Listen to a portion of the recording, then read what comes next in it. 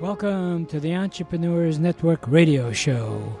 Our mission is to interview successful entrepreneurs who are willing to share with us their ideas and experiences, both the successes and the failures. Because as it has been jokingly said, you should learn from the mistakes of others because you'll never live long enough to make them all yourself. My name is Ike Engelbaum, and I'm the founder of the Entrepreneurs Network of Michigan, which is a group of motivated people that are all interested in helping each other in achieving our personal and professional goals. Please check out our website, entrepreneursnetworkofmichigan.com, for meeting schedule as well as self-improvement material. Our philosophy is that if it's to be, it's up to me.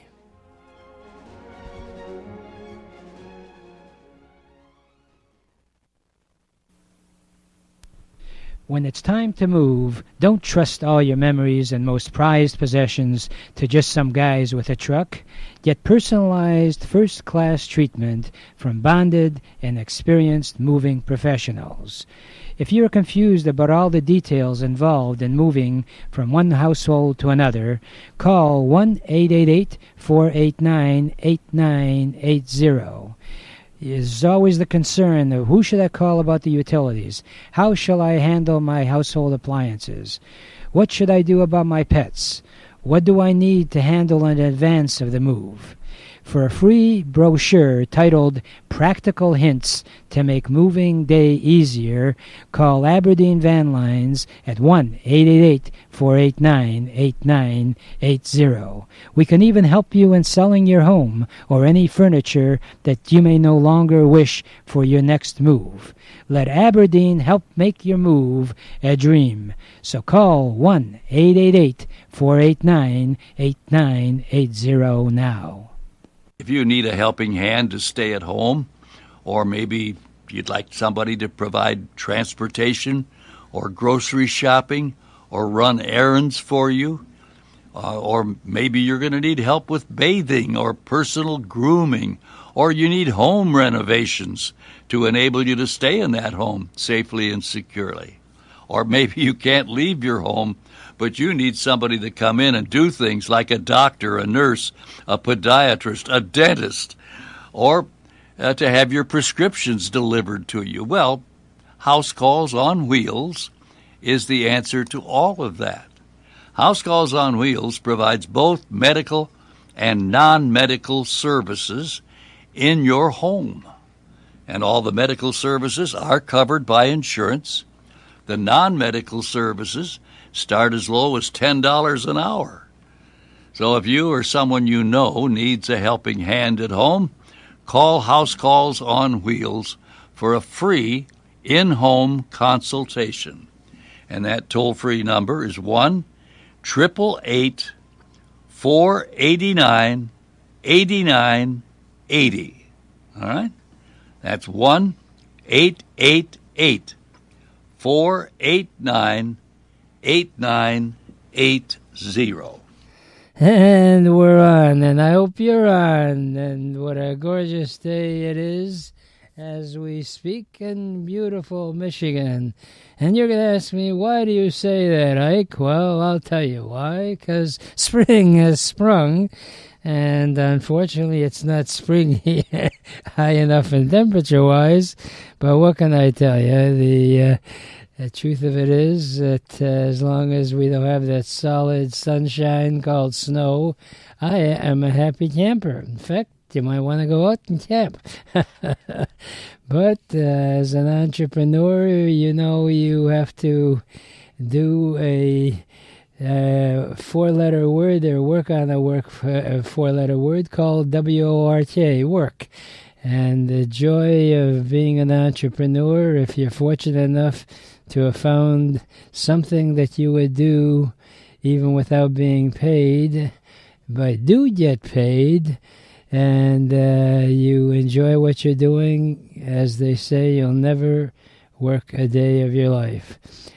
I'm very fortunate in the sense that I've made it through the professional career in my life as a pharmacist, And without bragging, we had 10 drugstores and did quite well. And then when we sold the stores, I decided I'd use my marketing and sales skills to help other people achieve their dreams.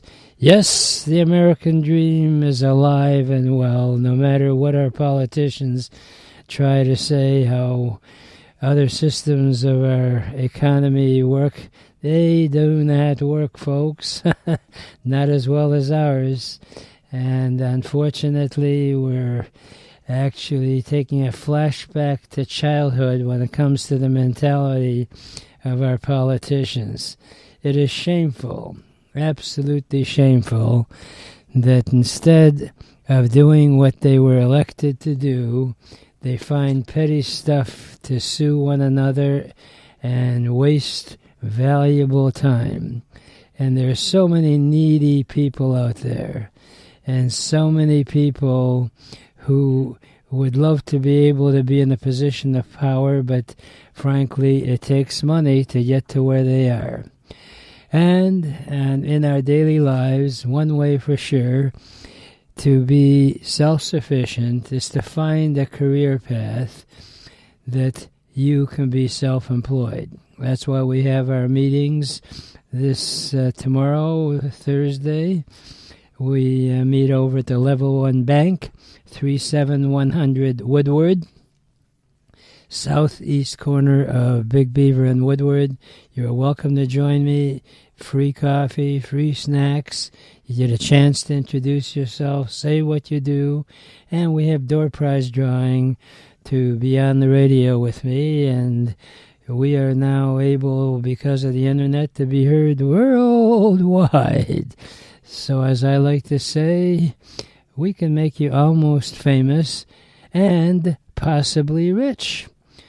And I have a series of Ikeisms, and one of them is that you don't have to be rich and famous to be happy. You just have to be rich.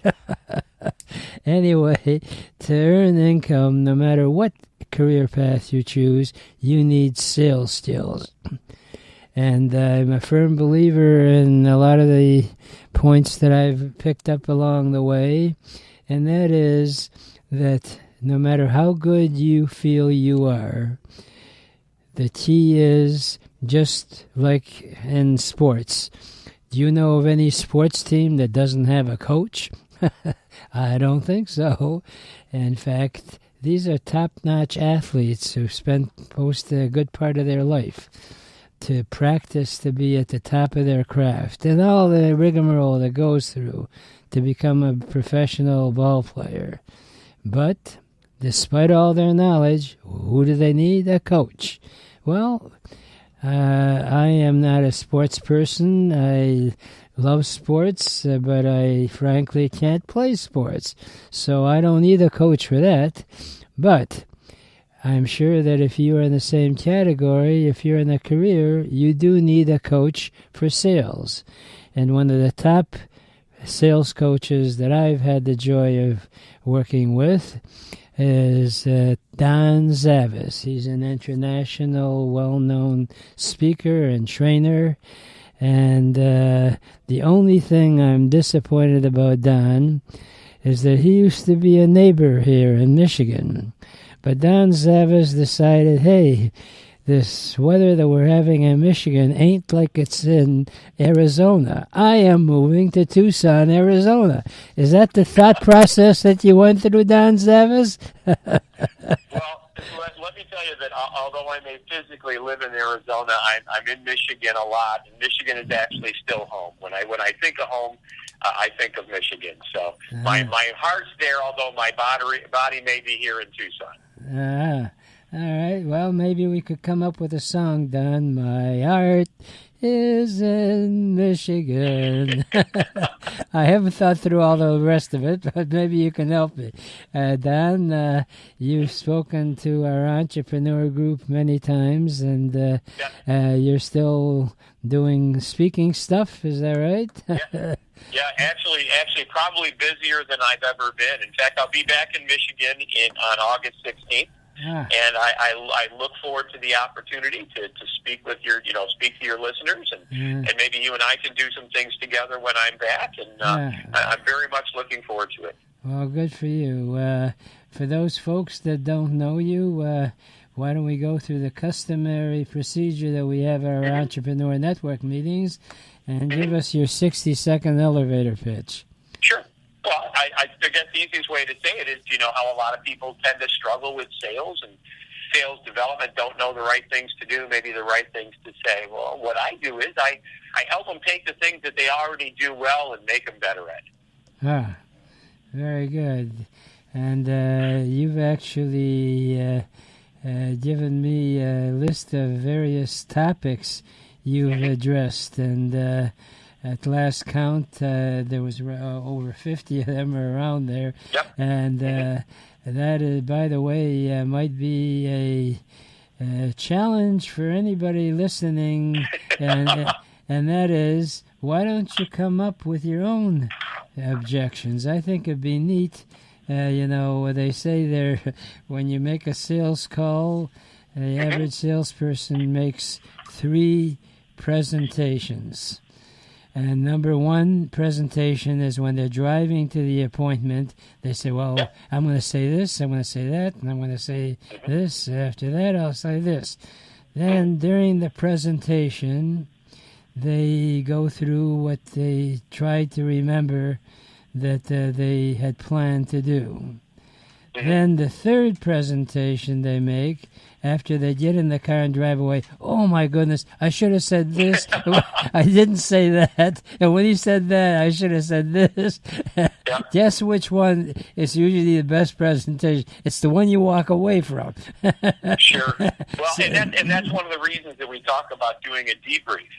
After, one of the things that I tell every one of my clients is you want to invest 1/2 of the time that you anticipate spending on the sales call in development, and then 1/2 the time in debrief. So, for example, if you and I were meeting for an hour, I would generally invest 1/2 hour of my time prior to the meeting to just kind of learn about you, maybe do look at your social media, your website, try to get kind of a good understanding of the person that you're going to be talking to. And after the meeting, investing 1/2 hour, again, 1/2 of the time of the meeting, into, okay, what did we do good? What could we have done better? What should I say? What? And then a lot of times, if you realize that you didn't say something, call them back. Bob, I'm in my car, I'm driving away, and I realized I didn't say this. And that's really the best time to do it. And it's, people are just people. I tell people all the time, we are imperfect people in an imperfect world, and it's absolutely okay to call them back and say, you know what, I just thought about this. Yes. Well, I like to use humor in my activities, and you just reminded me of that popular series. Peter Falk was in Columbo. Yes, absolutely. Yeah, and I'll never forget. And believe it or not, I've actually gotten them involved in some of my calls. And that, as you recall, he'd always, ask as many hard questions as he could while he was interviewing. And then he'd leave. And then about 5 minutes or so later, he'd come back and he said, I just remembered that would you remind me again? All of a sudden, because the person that he was trying to get to make it clear as to how involved they were in a particular crime, the person relaxed because he had left already. But when he comes back, he was unprepared. So likewise in sales, using it in a positive way, you can say, something, I'm reminded of Columbo, I should have asked you this. It works for me. Columbo is our unofficial mascot for exactly the reason that you just mentioned. That you can absolutely positively go back, you can remind yourself, you can correct yourself, and again, you're just a human being. I mean, nobody's perfect. We don't always say the same thing, think always the same thing, and again, it's absolutely fine to do that. Right, and you remind me of something that's vital that I try to stress. I joke about it. There's three groups of people on Earth. There's one group of people that make things happen. Second group of people watch things happen.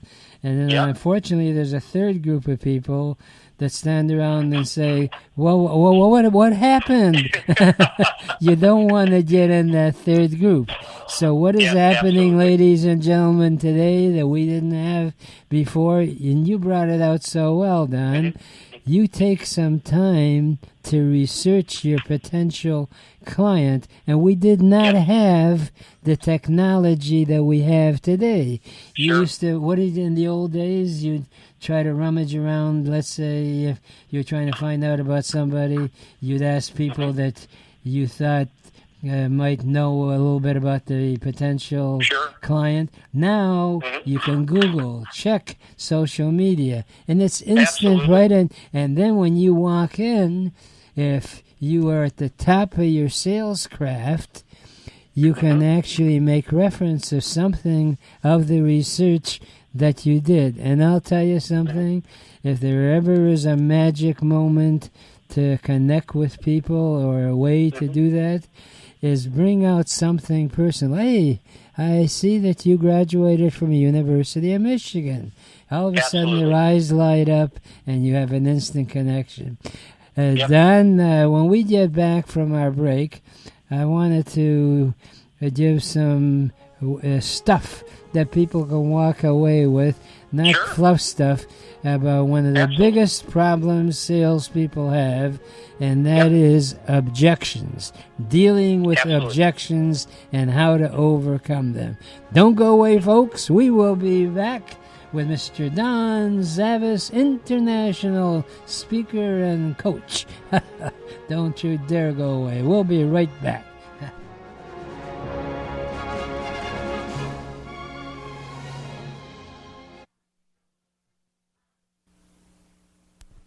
When it's time to move, don't trust all your memories and most prized possessions to just some guys with a truck. Get personalized first-class treatment from bonded and experienced moving professionals. If you're confused about all the details involved in moving from one household to another, call 1-888-489-8980.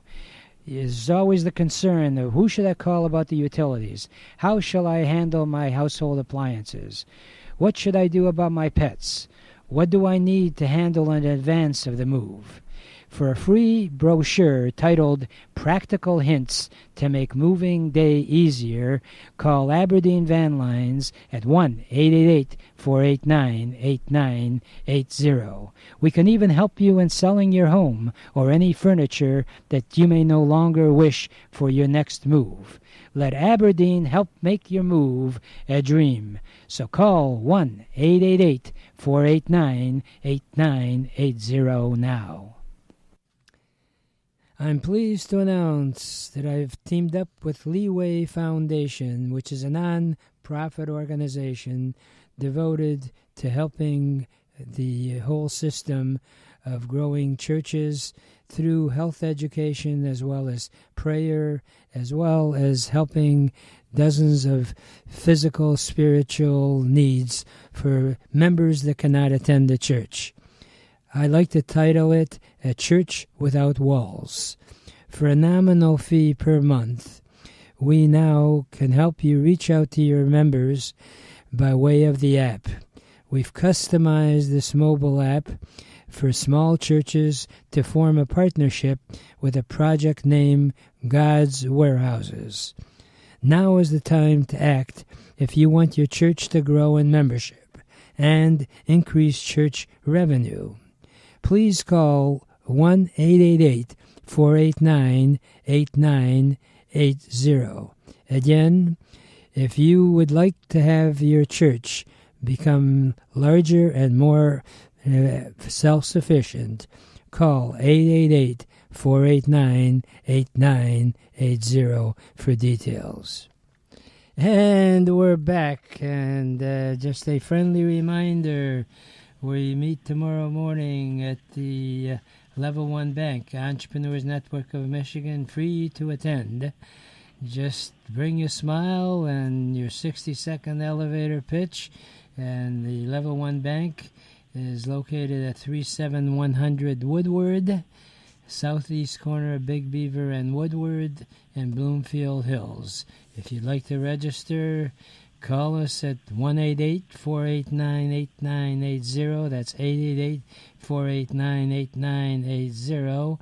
And you can always log on to meetup.com/ENO Michigan.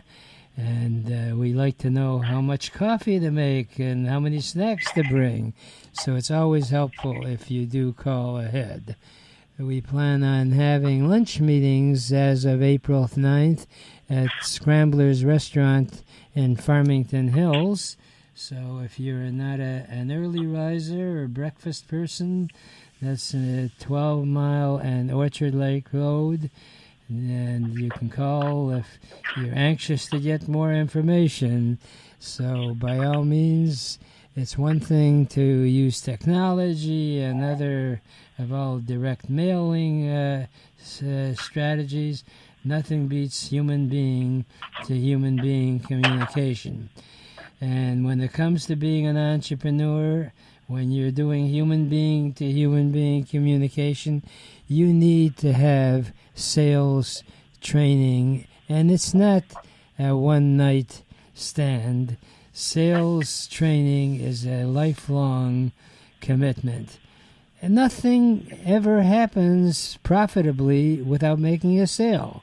And one of the experts in that field is Don Zavis, international coach, and he does not only one-on-one, but you have a weekly conference as well.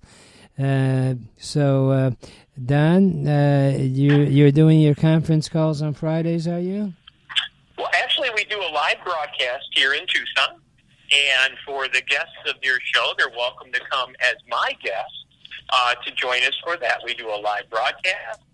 We have that broadcast recorded, so if for some reason that time doesn't work for you, you can have access to our Vimeo channel, and that Vimeo channel has all the live broadcasts. So if you have access to a computer in and around noon on Friday because of the time change, we would love to have you be our guest, and we'd be happy to send you all the contact information, all the links, and all the ways you can get a hold of us.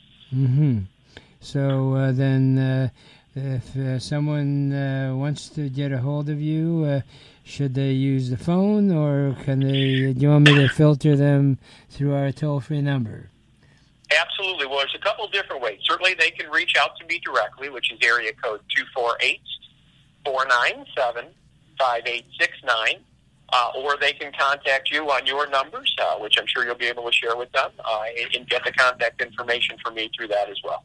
All right. So 888-489-8980 was your key to actually be hearing the program live on Fridays, 12 noon Michigan time, and and you also have past actual sessions available.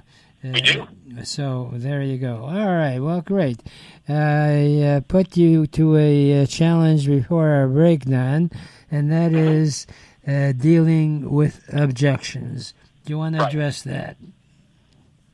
One of the biggest objections that we find is that the person that we're talking to may not necessarily be the final decision maker. It might be a subordinate, could be somebody in a purchasing department or something like that. That at that point in time, they're just out accumulating information. Most decision makers or most people that have some kind of executive position with a company are generally not in a frontline position to talk to salespeople. But it's absolutely critical that we, as salespeople, know who these people are.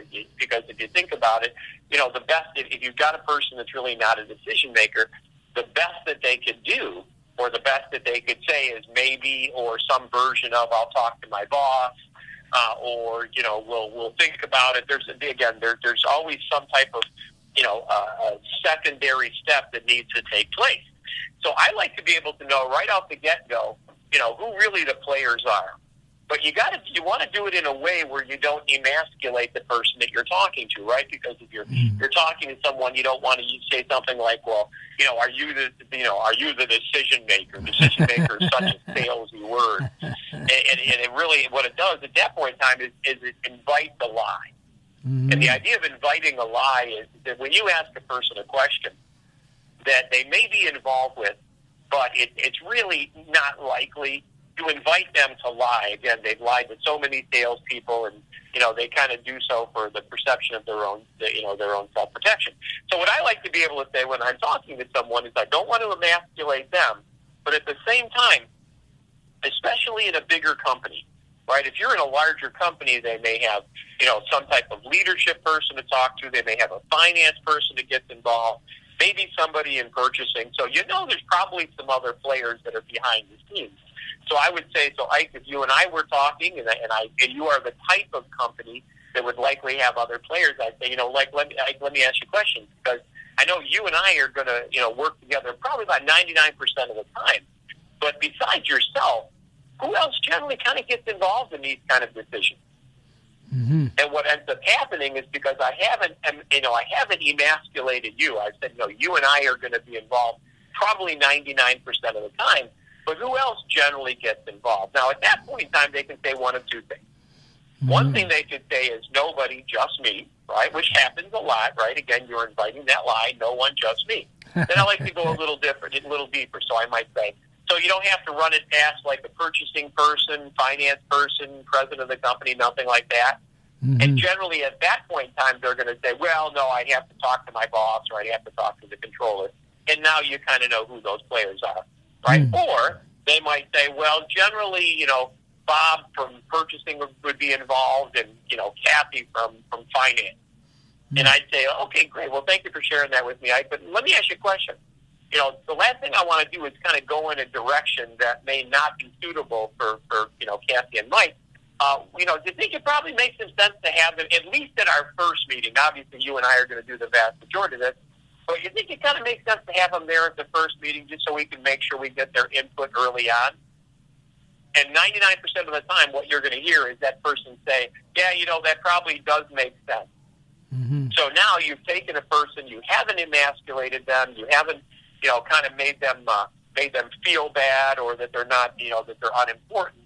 And at the same time, you've been able to ascertain who, in fact, all the players are. And again, I want you to fight hard to make sure all the players are there. Because one of the most common objections that I find is that someone will say, well, you know what, I have to run it past my boss, or, we have to, get 3 quotes. I mean, there's always these, stumbling blocks that are in the process. And by addressing them very early on, you can, in most cases, remove those stumbling blocks. You can make it a lot easier to address those items. Yeah, tell me, one of the things that I am sort of confused by and haven't really come to a strong decision, and I wondered how you feel about it, is let's say you do get the response that, well, I have to check with my boss. But he said, but Ike, you made such a great presentation. I'll share it with him. Do you feel it's too pushy or counterproductive? Because let's face it, what they're going to interpret that you said is not going to come out quite as well as you could do it yourself. So my question is, do you feel that say, hey, I really appreciate the comment, but with your permission, is it okay if I make an appointment with your boss and say that it was okay for me to call him, or do you think that's counterproductive? Well, no, I think I'm going to make a blanket statement, and I'm going to say if I'm not going to make a sale, when do I want to find out? Mm-hmm. And of course, the answer is right away, right? If I'm not going to make a sale, I want to find out right away. So if I've got a person that is pivotal to this whole process, they need to be involved in the process. One of the tools we like to use is what we call a third-party story.